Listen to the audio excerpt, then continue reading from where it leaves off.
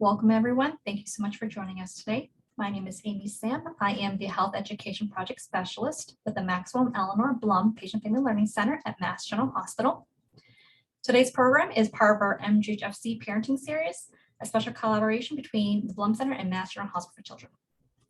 Before we get started, I just want to go over a few items with you all. Please note that today's session is being recorded for educational purposes.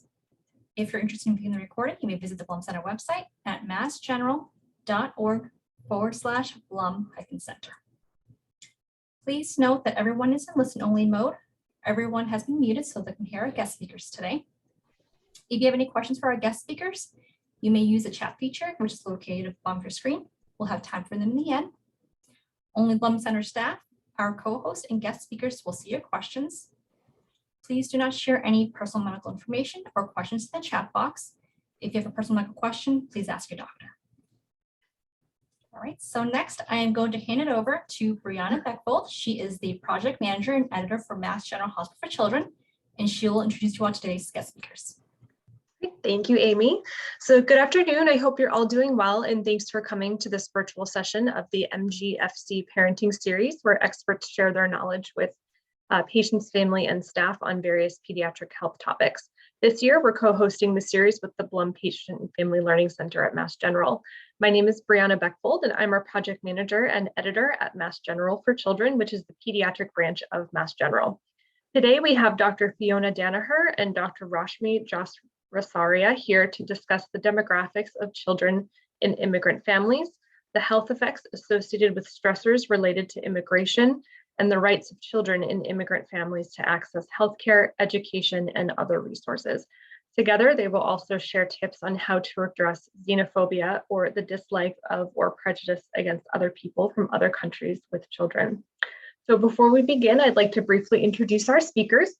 Dr. Fiona Danaher is a pediatrician in primary care here at the MGHfC Healthcare Center, and she is the founder and director of the Mass General Center for Immigrant Health. Dr. Danaher also founded the Immigrant Health Coalition here at Mass General and has hosted the Migration is Beautiful campaign since the coalition formed.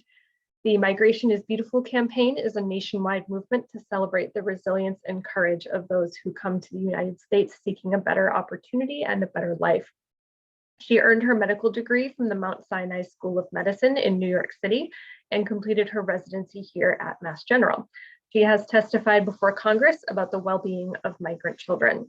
And Dr. Rashmi Jasrasaria, who will be joining us soon, is a primary care provider in adult medicine at the MGHfC Healthcare Center, and she's the Associate Director of the Mass General Center for Immigrant Health. She earned her degree from Stanford University School of Medicine and did her residency and chief residency here at Mass General. So as our speakers present, we'll take questions from the audience in the chat box, and from here, I will hand it over to our speakers.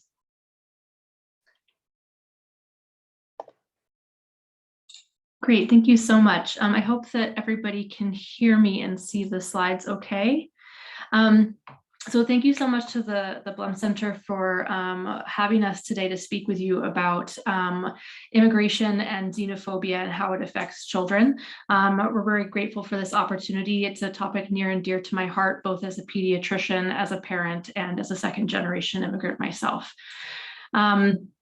So today we're hoping to, as Brianna said, review the demographics of children in immigrant families, talk about the effects of immigration stress and xenophobia on children's well-being, summarize immigrant children's rights to access healthcare, education, and other resources, and then discuss how to address xenophobia with children. So as I'm sure we're all aware at this point, we live in really fraught times, and there are more and more populations on the move for a variety of reasons related to conflict, political instability, poverty, climate change. And many of those on the move are families with young children.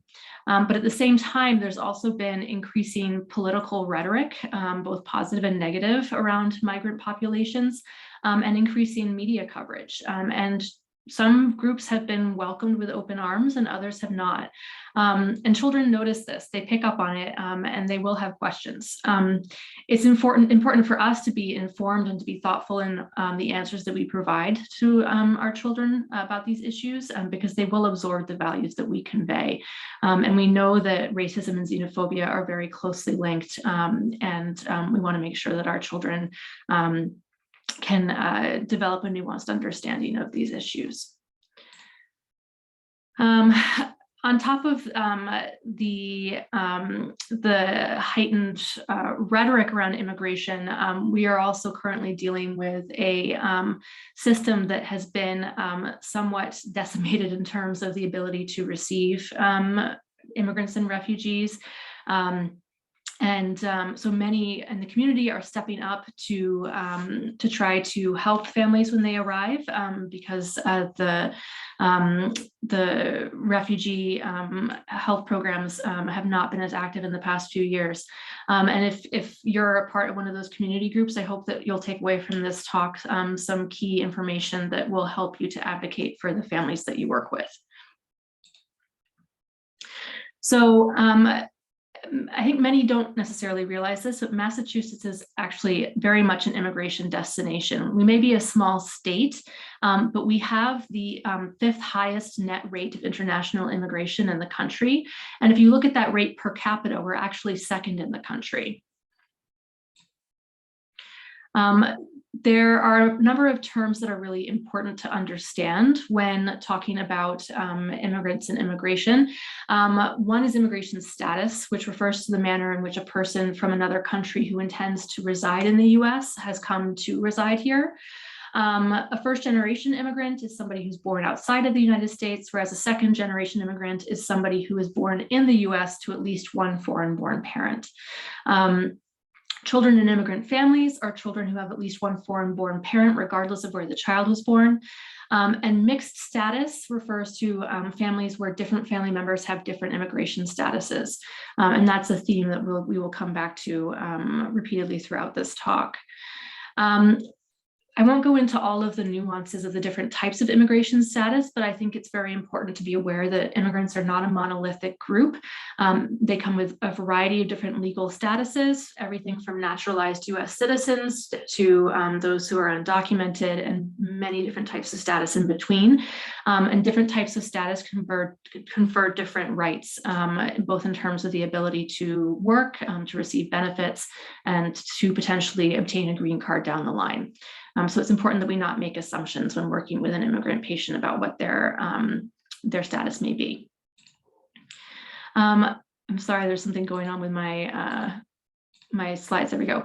So there are a few different types of status that I did want to delve into a little bit more carefully, because many of you will be hearing about these statuses in the media. The first is the term refugee, which is a legal definition. It refers to somebody who was forced to flee their home country due to persecution, war, or violence. And moreover, that person cannot return home because of a well-founded fear of persecution for reasons related to their identity or their political opinion. Refugees are pre-approved to come to the United States before they get here. The only difference between a refugee and an asylum seeker is that an asylum seeker is not pre-approved to come to the US. An asylum seeker either arrives at the border and requests asylum, or comes in on a visa and then requests to stay, but on the same grounds that a refugee may be granted status in terms of fear of persecution. And again, my slides are doing something funny, I apologize. You may also hear the term temporary protected status.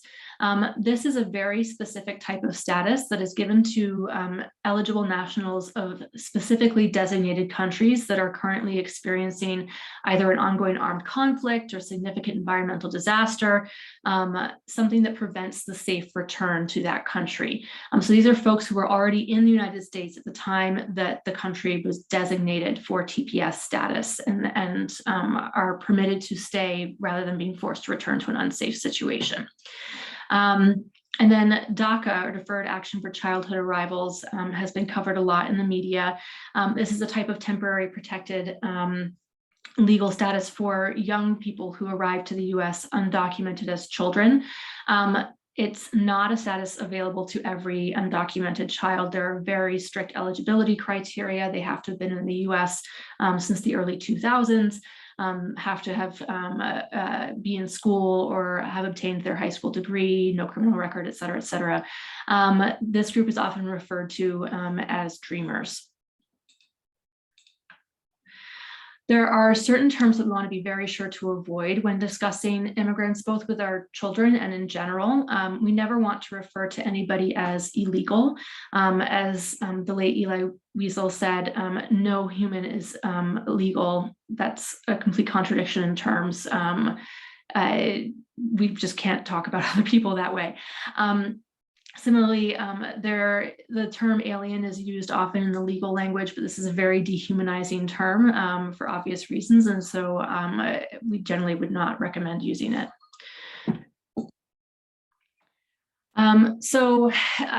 Immigrants actually make up a really significant proportion of the US population. As you can see on the left, 1 in every 7 people, or 14% of people residing in the US, is foreign born. When we look at children in immigrant families, that number is, that proportion is even higher. 1 in every 4 children in the US has at least one foreign born parent. The vast majority of those children are themselves US citizens. In terms of how many children residing here were born outside of the US, it's about 3% of the total pediatric population in the country, but that proportion varies by state, and Massachusetts actually has one of the highest proportions of foreign-born children living here at 6% of our pediatric population. That puts us on par with states like Florida, and at a higher proportion than states like Texas and California that are more commonly, I think, thought of as immigrant destinations. Now, we mentioned mixed status families, this notion that different members of the same household will often have different types of legal status. This is particularly pertinent when we're thinking about children who have undocumented parents, because with 5 million US-born children in the country who have undocumented parents, that's 1 in every 14 children. On average, you can think there's almost a child for every classroom who may be worried about the status of their parent. And again, almost 80% of those kids are themselves US citizens. At the same time, there are about 500,000 US citizen children of TPS and DACA recipients who are similarly worried that their parents' status in this country could be revoked at any time. And that, of course, brings a lot of stress for young children, and it's an issue they really shouldn't have to worry about. This pyramid of immigration enforcement effects for children of immigrants really runs the gamut from the bottom tier, where children are perhaps confused about their immigration status or their family's immigration status. They feel like they're perhaps being judged for being different and may almost be ashamed to have immigrant heritage as a result. But as they become more aware of the possibility of a parent being detained or deported, it engenders significant anxiety. It can cause families to change their routines to avoid detection. If a parent is in fact detained or even deported, it causes both real emotional distress, but also potentially significant economic instability for families because of the loss of the parent's income. In the worst case scenario where a parent is deported, we then have a situation where a child born in the US either has to move to a country where they've never lived and may not speak the language, or they may need to remain behind potentially with extended family members, or even enter foster care. And there are thousands of children across the country who are currently in foster care because of parents being deported. This really is not a small number of children affected. If we look at the data from 2011 to 2017, in the course of 6 years, more than 340,000 parents of US citizen children were deported.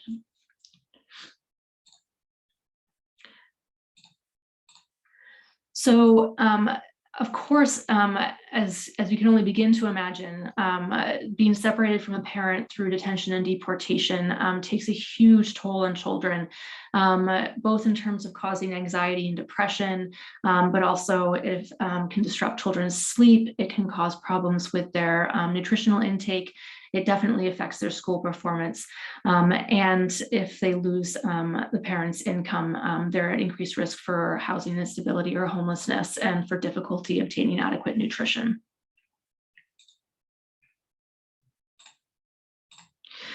But the effects of immigration stress are not limited to undocumented immigrants.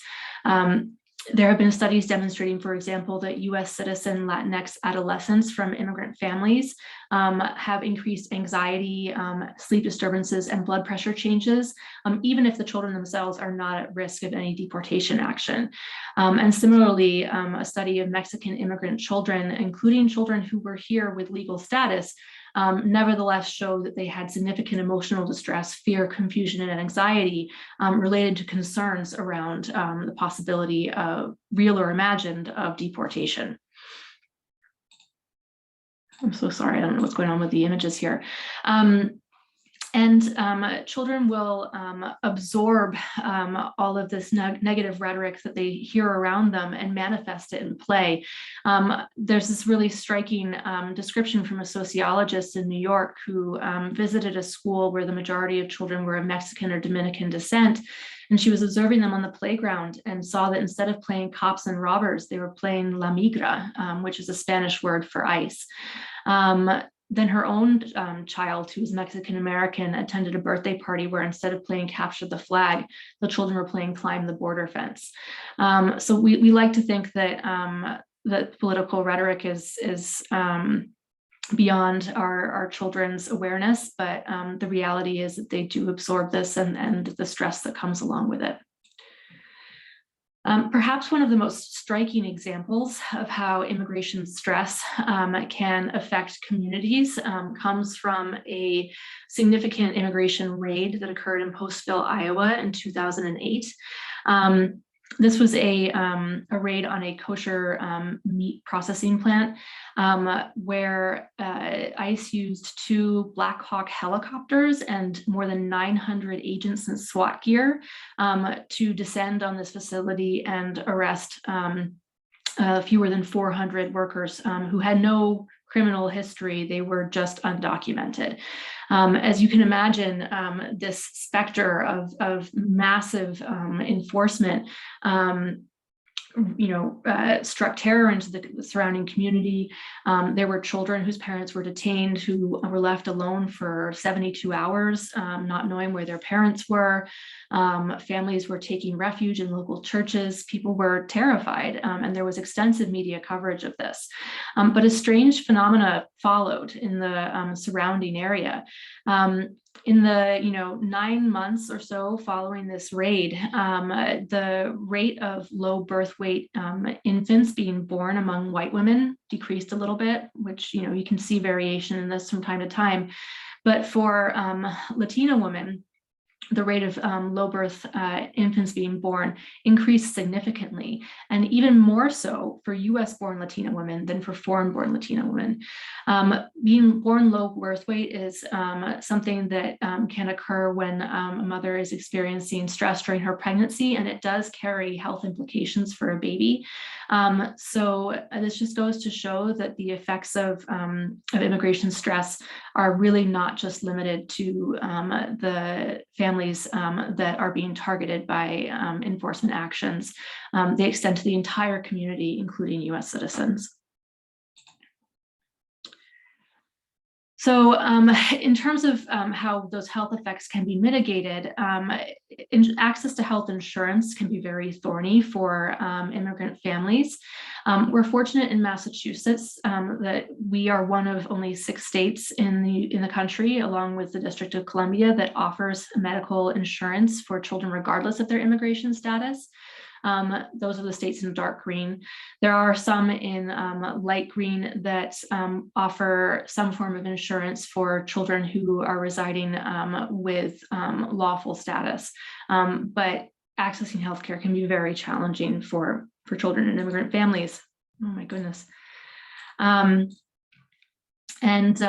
We see this in the numbers. So across the country, if you look at U.S. citizen children who have U.S. citizen parents, only about 5% of those children are uninsured, which is still far too many.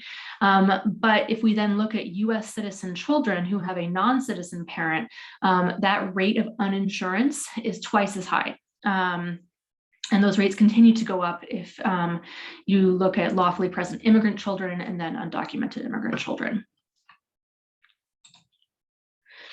There are many barriers to accessing healthcare for immigrants, and I won't go into all of the details, but suffice it to say that on top of the issues with accessing health insurance, for those who are undocumented, there can be real fear of presenting to medical care if they think that they may need to show documentation.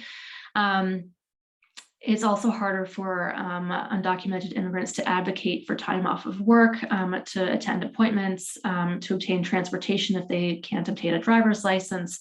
They may have to deal with discrimination and complex bureaucratic healthcare systems that they may have a hard time understanding, especially if they don't have a solid foundation in the English language.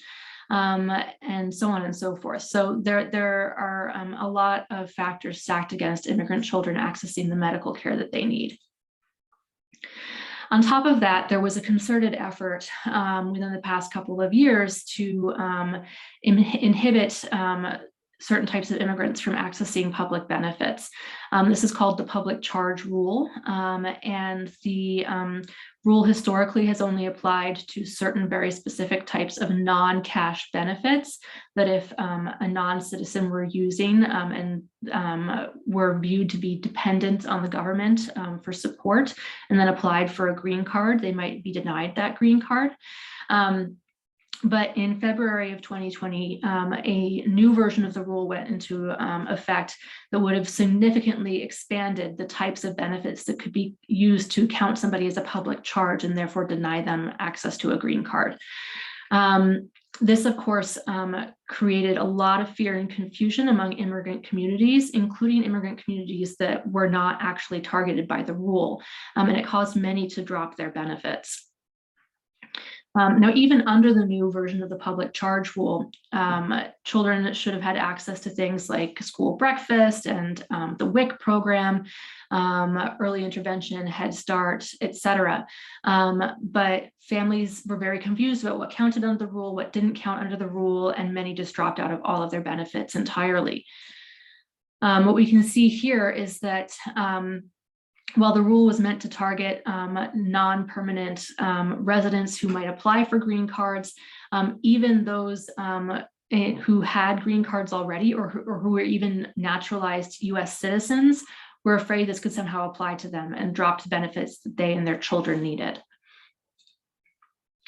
And this slide just demonstrates that the rates of withdrawing from those benefits were even higher among immigrant families with children than among immigrant families without children, perhaps because of this fear of somehow losing status and being separated from one's child.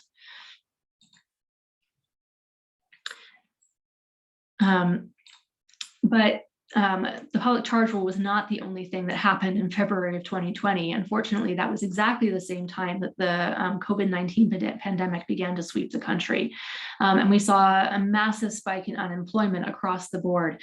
But what you can see here from this graphic is that the rates of unemployment among immigrant families actually increased more than the overall rate of employment among US citizens. This meant that immigrants were disproportionately hit economically by the pandemic. Nearly half of immigrant families with children reported losing income. More than a quarter reported food insecurity, and nearly 1 in 5 reported problems paying their rent and paying their bills. Sorry, there you go. And it wasn't just the economic impact that was disproportionate, it was also the health impact of the COVID-19 pandemic. This study from Health Affairs demonstrated that early on in the pandemic, one of the strongest independent predictors of the community's rate of COVID-19 infection was the proportion of foreign-born non-citizens living there. And why was that? immigrants were at disproportionate risk from COVID-19. More than 1 in 4 working immigrant parents of young children in our state were working in industries that were considered vital to the COVID-19 response, so they couldn't stay home. At the same time, those who were undocumented were less empowered to advocate for workplace protections to keep safe from the virus because of fear of retaliation by their employers. Immigrants in our state are more likely to live in crowded or multi-generational housing or housing that may be unstable, and this also increased their risk of exposure to the virus, as did high rates of poverty and food insecurity and lower rates of health insurance. But on top of that, if you think back to the early chaos of the first surge and how little we knew about the virus, if you add on top of that a language barrier and the inability to find reliable sources of information about how to stay safe in one's native language, it made it that much more difficult for immigrant families to protect themselves. So as you might expect, with disproportionate risk came disproportionate consequences. And we saw this play out on our own inpatient COVID-19 units at Mass General Hospital. As you can see from the dotted blue line, prior to the COVID-19 epidemic, on any given day, about 9% of the inpatient census at MGH were patients who had limited English proficiency. But during the first surge of COVID-19 in the spring of 2020, that proportion was significantly higher, to the point where at times the proportion of patients with limited English proficiency on the COVID-19 units got to as high as 65%. The average over that entire spring period was about 40% of inpatients who had limited English proficiency. The effects of the pandemic, though, were not just limited to economic and health fallout. Remote schooling was really challenging for all of our children. But for those who came from immigrant families, it was perhaps even more difficult. Studies have demonstrated that immigrant families are less likely to have access to reliable Wi-Fi or broadband. They're also less likely to have access to the hardware needed to connect their kids to virtual school, computers, tablets. And even if they do have those things, if they can't communicate with the school in English, it's very, very difficult to adequately engage remotely. And many parents didn't feel empowered to help their children participate in remote schooling because of language and literacy barriers. And if you add to that considerations around children who were English language learners, in order to learn a language well, you need to be immersed in that language, and they simply couldn't do that when trying to learn from home. But all of this, of course, can be compounded by educational discrimination. And this is a real case from my clinic, although I've changed the age of the patient for privacy reasons. But I had a young child brought to clinic by their mother, who expressed concern that the child was refusing to attend school. And she told me that the school was not providing an interpreter for the mother or any written materials in her language. And she said that when she tried to advocate with the school around this, the principal had told her to learn English or go back to her country. So obviously not a very inclusive environment for this child. If we think back to how this school year started as well, with children going back in person finally, but a significant shortage of bus drivers, those who were called up to serve as bus drivers were from the National Guard and arrived in uniform. And for families that were undocumented, it would have been very intimidating to try to put their child onto a bus driven by somebody in a US military uniform. So for those of you who may end up working with newly arriving refugees or other immigrant populations and helping them to settle into Massachusetts communities, it's important to know that these children have rights to education. Regardless of what their immigration status is, they should be able to access a free public K-12 education. They don't have to provide proof of citizenship or legal residence in order to enroll, and any efforts by a school to hinder the right of access based on immigration status are illegal. Like all other children, undocumented students are obligated by state law to attend school until they reach the mandated age, which in Massachusetts is 16.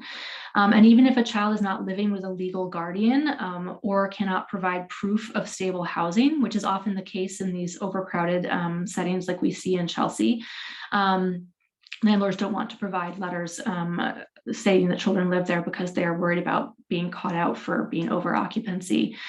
Schools cannot prevent students from attending on that basis.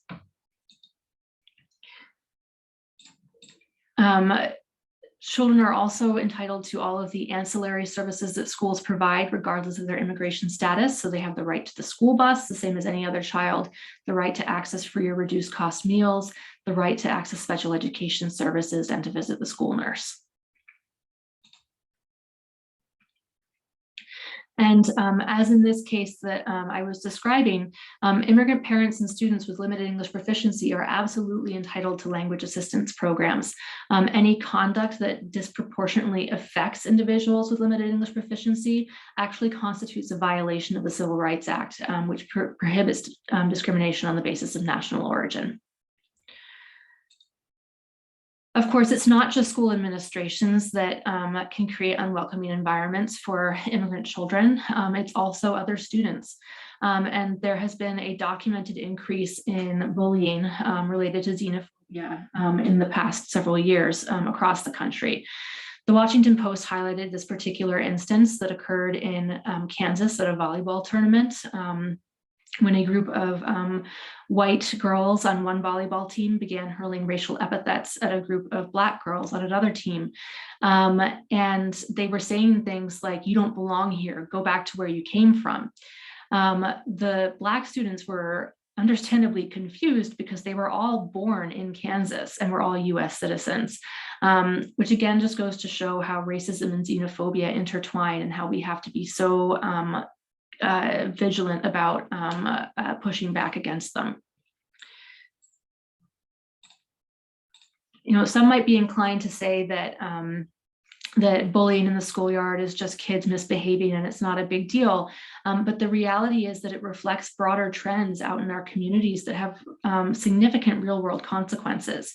For example, with the COVID-19 pandemic, there has been a fair amount of blame in some circles directed towards folks who are perceived to be of Chinese origin. And that has led to a dramatic increase in hate crimes against Asian Americans in the past couple of years.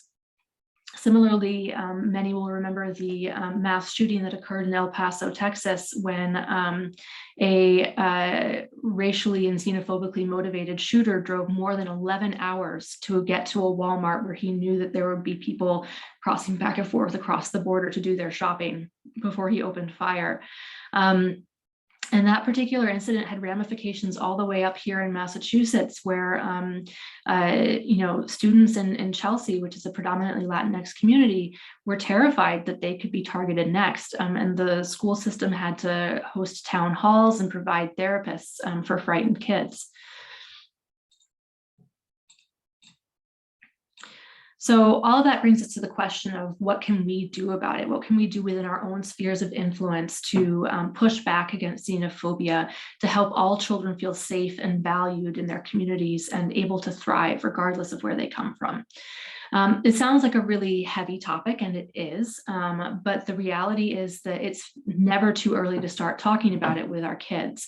Of course, we want to keep information age appropriate for our children, but waiting to talk about it doesn't actually help things, because young children are recognizing differences between themselves and other people already. What we want to make sure we do is work with our children to acknowledge those differences, but also celebrate those differences and highlight what we can learn from people who are different from us and emphasize respect for people who are different from us. Young children perceive the world in the context of their own experience and the experience of their families. And so it can be very helpful to start these conversations by talking about your own family's identity.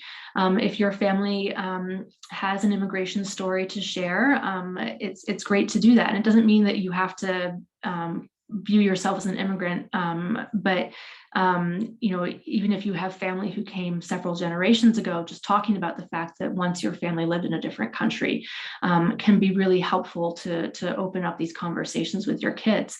And there are many different ways to do this. You can do it with books, you can do it by listening to music from other cultures, by eating food from other cultures, visiting museums, watching performances, etc.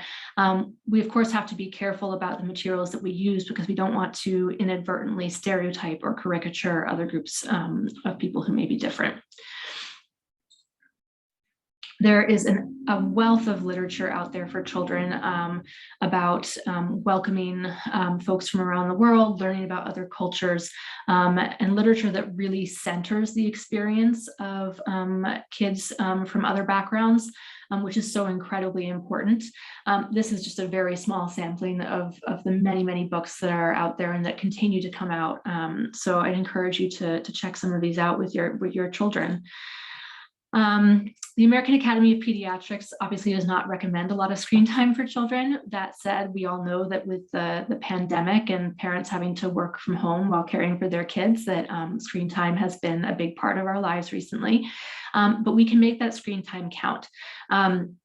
So choosing media that highlights and centers the experience of kids from all around the world can be really helpful as well. If possible, sitting down to watch it with your children and talk to them about what they're seeing can be really beneficial. Now, of course, there's always the fear that we start these conversations, but our children don't quite understand them and they turn around and say something embarrassing in public. It's important, despite our own embarrassment as adults, to recognize that our children have different levels of understanding and to not shush or ignore them if they say something that we think is inappropriate, because this just teaches children that difference is something to keep secret and to whisper about, or that it's bad. So if your child asks a question or points out a difference that they notice, you should acknowledge it in a matter-of-fact way, but in a very positive tone. Again, highlighting what you can learn from people who are different than you, pairing differences that are perceived with possible similarities or shared interests to highlight shared humanity as well. Now, sometimes our children will say things that are embarrassing. Sometimes they'll take it a step further and potentially say something that's hurtful. And how we respond in that moment is a real teaching opportunity. Dr. Jackie Shea, who is a pediatrician in the Boston area, wrote a really beautiful piece a year ago about being out at the beach with her daughter, who at that time was only 9 months old, and suddenly hearing a child's voice shouting racial epithets at her and her family. And she turned around and saw this boy leaning out of the car, pulling his eyes into slits. She writes about how she had experienced this type of bullying herself as a child and had never really spoken up, but something about it being directed at her baby was just too much. And she marched up to the car, which had stopped at a red light, and said to the adult behind the wheel, "Do you know what your child just said to my child?" To that adult's credit, he pulled over his car, got his child out, and brought him over to meet the baby, and said to his child, "Look at this beautiful baby. How could you possibly say something to make her feel bad?" There are principles that we can draw on from restorative justice to take these moments where our children make mistakes and turn them into real teaching and learning opportunities. And this could be its own hour-long talk, but the basic approach is to ask your child what happened, make sure they understand, ask them what they were thinking at the time that they said or did what they did, and then ask them, well, what have your thoughts been since you did that thing? Who do you think was affected by what you did? And why do you think they were affected that way? And importantly, what do you need to do now to make things right? And this often will go beyond saying sorry to actually doing something to make it up to the other person who was affected.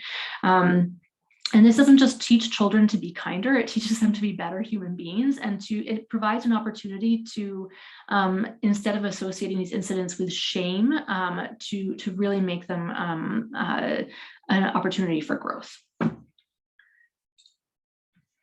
And lastly, you know, our children hopefully will not be exposed to too much of this, but if they are, we want them to be empowered to be upstanders, not just passive bystanders. So if they see another child being targeted by xenophobic bullying or bullying in general, you can talk to your kids about the 5 Ds. These resources come from a website called righttobe.org, which has a lot of information about being or bystander trainings for adults and kids, including some helpful videos. The 5 Ds start with distract. So if a child is bullying another child, you can teach a child to sort of step in and try to change the subject to diffuse the situation. You can also talk about delegating, which in this case would mean flagging down a responsible adult and asking them to intervene.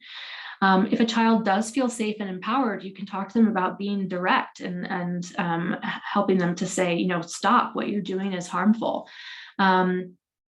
Documenting is generally talked about in the adult context with recording an incident and when it's safe to do so, when it's not a good idea, etc. With young kids, we're more talking about making a mental video in their mind of what's happening so that they can report it back to an adult later. And then delay refers to what happens after an incident. Perhaps the child doesn't feel safe to intervene in the moment, but once the bully has moved on, approaching the person who was affected and saying, you know, are you okay? Is there anything I can do to help? So with that, I would just like to express my thanks to Dr. Aisha James, who worked with a group of colleagues to produce an MGHfC toolkit on anti-racism, from which many of these tips were drawn. I apologize that Dr. Jasrasaria was not able to join us. She, I think, has been stuck with finishing up her morning session of patients, but I'm happy to answer any questions that folks may have. Thank you so much, Fiona. I really liked your quote about a shared humanity. That was really good. So our first question is, do you know of any online resources that are available to learn more about children's rights regardless of their status? That is a very good question. So I think it depends on where you are. The Migration Policy Institute is a fabulous resource for information about migrant children's rights across the country. It's a nonpartisan think tank, and they have some really wonderful materials. Here in Massachusetts, there are a number of different advocacy organizations that can be helpful. I don't know exactly what's up on their websites currently, but the Massachusetts Immigrant and Refugee Advocacy Coalition, or MIRA, is a statewide coalition of immigrant rights groups that can be incredibly helpful. And depending on what the specific issue is, there are certainly educational advocacy groups that can be reached out to as well, like the Children's Law Center of Massachusetts, for example. Great. Okay, so our next question is, what is Mass General and Mass General for Children? What are they doing to support families? Yeah, so, oh, and here comes Dr. Jasrasaria, great. So we recently established the MGH Center for Immigrant Health, and our center works to engage in advocacy for immigrants in our communities to ensure policies that are inclusive and welcoming. We work to do that within the hospital and at the legislative level. We also have a resource navigation program so that any patient who is finding their immigration status to be a barrier to accessing the resources that they need, their provider can reach out to us, and we have a community health worker who will help them navigate those barriers. We are hopefully down the line working towards establishing mental health programming to assist immigrant families. It's very challenging, I think, for anybody in the current context to access mental health care, but those challenges are compounded when you have patients who have limited types of health insurance and limited English proficiency. There just aren't a lot of bilingual clinicians out there. So we are working with our colleague, Dr. Rahel Basan, who is a psychiatrist and another of the associate directors at the Center for Immigrant Health, to develop mental health programming as well. Great. All good things. So our next question is, the media recently talked about how Boston was one of the top cities in the country that refused or denied asylum for asylum seekers over the past couple of years. And this person was surprised to see the numbers that you reported in your presentation. Do you know why there were so many rejections in Boston, and does the new policy for asylum seekers impact this? So I will say this with the caveat that I'm not an immigration attorney, but the variation between rates of asylum acceptance at different courts across the country doesn't have very much to do with the state level policies. Those are federally appointed judges who are making decisions based on federal pressures. It does seem a little incongruous that Boston is in many ways a fairly welcoming city for immigrants, but at the same time, there is this high rate of denials in the immigration court, but they're two separate processes and systems.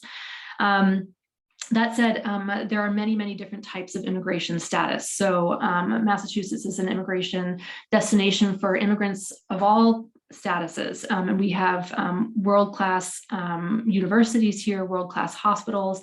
A third of our physician workforce is foreign-born. There are many, many folks living in Massachusetts who were born elsewhere, who did not come here as asylum seekers, but came here for work, for family reasons, for as refugees, et cetera. The two issues aren't necessarily connected.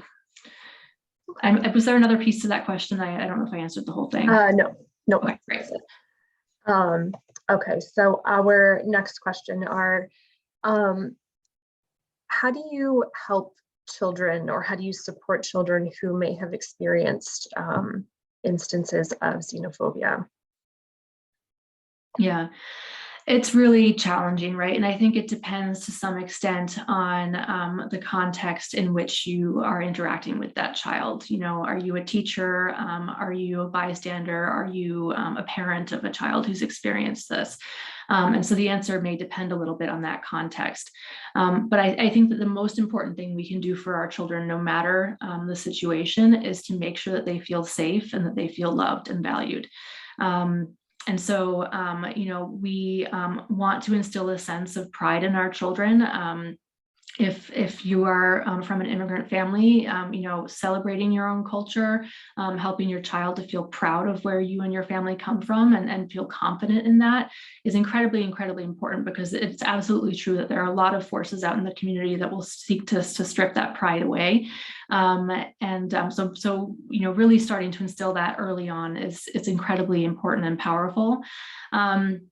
But for those who may witness episodes of xenophobia, as we discussed, trying to be an upstander, intervene if you can, either in the moment, or if you're not comfortable or don't feel safe, at least after the fact, so that the person recognizes that whomever was perpetrating this is just one person, and that there are other people out there who will support them.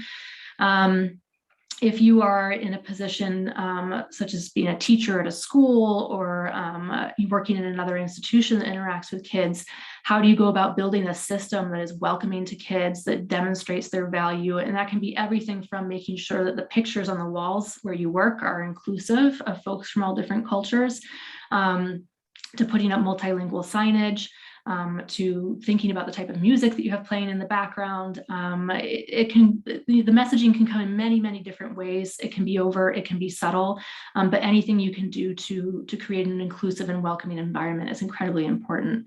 Rashmi, I don't know if you have anything you want to add to that question. Hi, I just wanted to apologize that I could not be here for the large portion of the talk. I just finished seeing patients at Chelsea, where I'm a primary care doctor.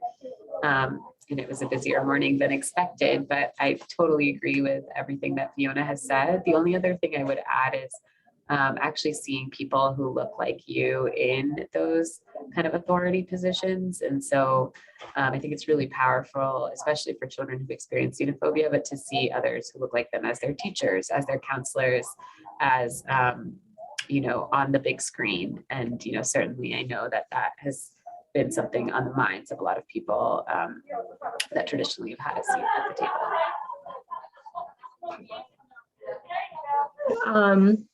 And the next question kind of connects to the one we just answered. Do you know of any resources or phone numbers that people can contact anonymously for support if they have experienced xenophobia? So I know that there are certain helplines to report types of incidents for specific populations. I don't have them available off the top of my head though. Rashmi, I'm not sure if you have suggestions. No, that's definitely something I think we could look into. I have heard from colleagues in California about some that are much more local, but I think if there's a way we can get answers out, that's something we could look up and send kind of what's here in Massachusetts. Okay. Yeah, I suspect that the Mayor's Office for Immigrant Advancement in Boston may have may be able to field phone calls from people who need assistance. And there may be similar programs in different municipalities, but we can look into it for sure. Okay. Great. Our next question is, how do you safely discuss xenophobia with someone who may have a different belief or a different viewpoint from you? That's very challenging in today's climate. But I think that the best that we can do is to always emphasize shared humanity, and I mean, honestly, to approach it not that differently than we approach it with our kids, in terms of highlighting what we can learn from other people, and highlighting some shared values, similarities, and seeing if that opens the door to a more thoughtful conversation. I don't know, do you have anything to add, Rashmi? I think sometimes just starting with a series of questions to understand. I think it's really hard. These things have become also very politically charged. And I think sometimes people will say they don't agree with, something on principle because they may align themselves with a more, a certain political viewpoint. And yet, if we drill down to sort of well, actually, questions like, why do you feel this way, or what experience have you had, and how and what questions, to not put people on the defensive. There can be and it requires putting aside some emotions on the person's end who's supporting anti-xenophobic, from our end as well. I think kind of at a point, maybe not right at when an incident happens, but kind of when we're all able to control our emotions a little bit better and just kind of ask where people are coming from. Great. And our last question that I've seen come through, what are some ways that people, or I guess all of us, can self-reflect on their own explicit and implicit biases?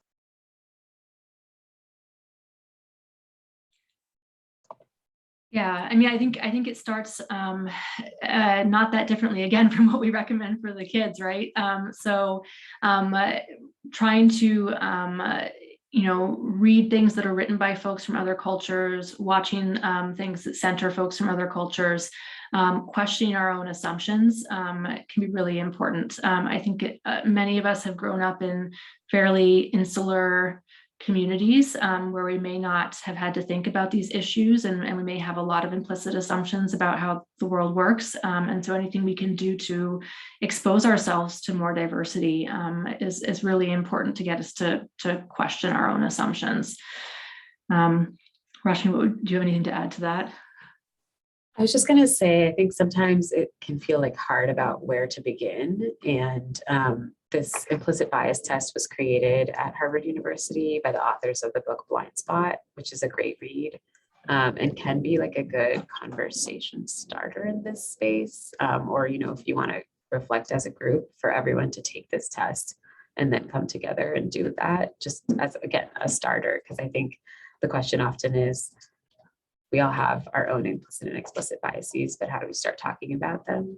And this kind of a basic test, which is often quite shocking, the results of which can be shocking for someone, could be a good jumping off point. Yeah, and I think it's important to avoid self-judgment. It's not a bad thing to recognize that we have these implicit biases. That's part of the human condition. And so if we can sort of separate our own feelings of guilt or judgment around that, it really enables us to move forward and work on it. Just check the chat box once more. I don't see any other questions that have come through, but before we wrap up, if there's anything else, Rashmi and Fiona, that you would like to say, then definitely let us know. If not, then we can wrap up just a couple minutes early. No, I just want to thank everybody for taking the time to think through this topic with us. And I'm incredibly grateful for the efforts that you all are making to make the world a little better for the kids in your own sphere of influence. So thank you. Thank you so much for having us. All right, so I think we can end a few minutes early. Fiona, Rashmi, thank you so much for a wonderful presentation. Thank you so much, everyone, for joining us today. As I had discussed, this recording will be made available on the Blum Center website. You can visit us at massgeneral.org/Blum-Center. Thank you so much, everyone. Have a lovely rest of the day.